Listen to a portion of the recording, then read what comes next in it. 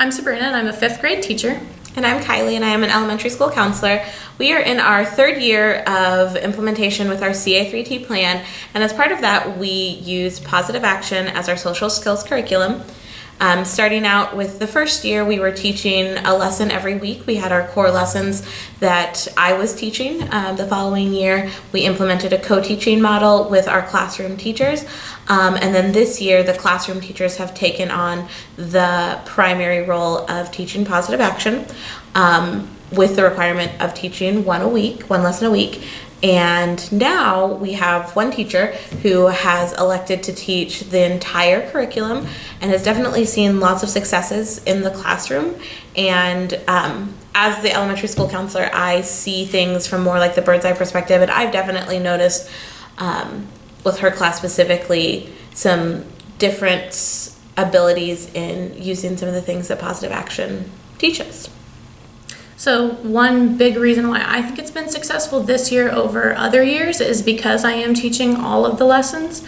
I've been able to give the students like a consistent language to use, and it bleeds into other things throughout the day. So like when I have a lesson on setting priorities, we implemented it the very next day in language arts rotations, where we talked about, okay, so if you're pulled during this time and that rotation you were supposed to do something, you need to set your priorities and come up with, what do I need to get done in this allotted time, which then was a very right now. But then we also talked about like, how can that skill be helpful next year when you're in middle school? And then how can that skill be helpful when you're an adult and you get a job?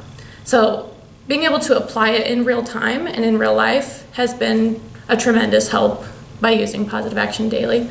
Also, a big proud teacher moment that I had, my students were lining up, and the week before we had talked about blaming others and being able to take, responsibility for our actions.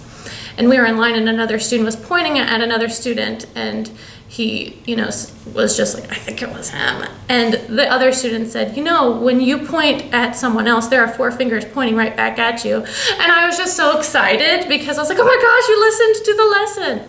So being able to have the kids take it from even a week before and implement it into what happens in their daily interactions, I haven't been able to see that as much in previous years. I just feel like because it is something we consistently do, they just do it. It's just part of their everyday interaction.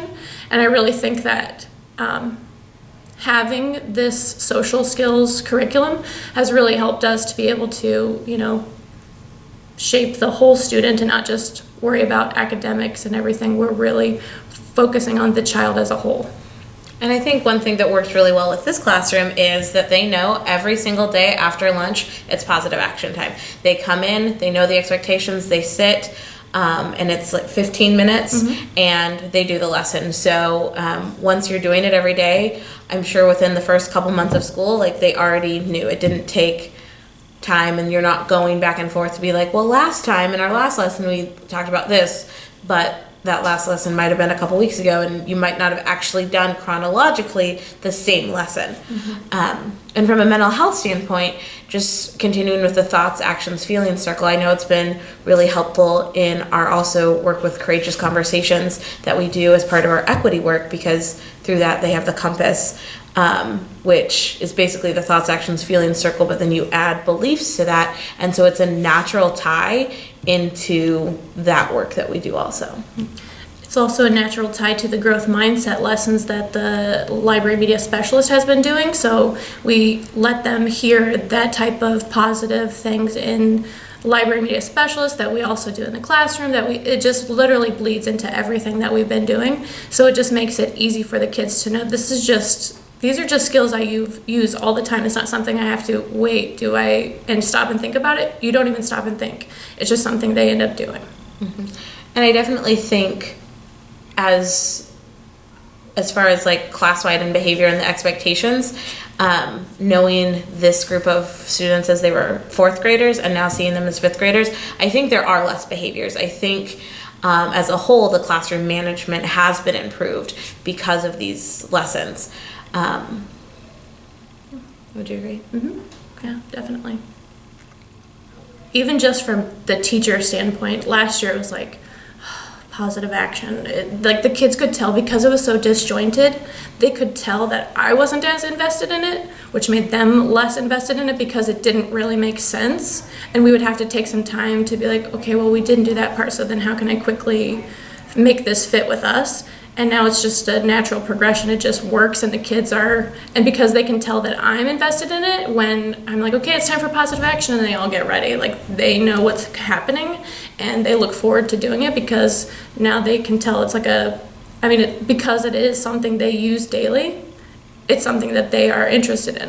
When it's like, I don't know when I'm ever going to use this again, they have no want. So. Yeah, and when it comes to how we know students learn, we would never think to teach math once a week or reading once a week and then do a third of the intended curriculum. And so I think social skills are the same thing. These are skills that students are needing because they're not coming to us with these skills.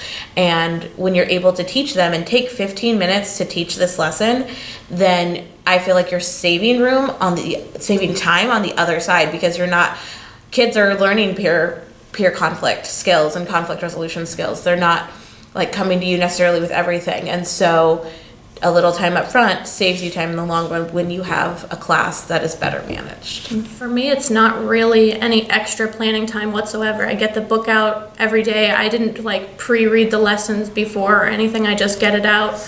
We read, we discuss. I just try to make connections to things that we are doing, whether it was that day or the week before, and make them really think about how this relates to things that we're already doing. So it's not like you're learning anything new. You just need to put it into practice.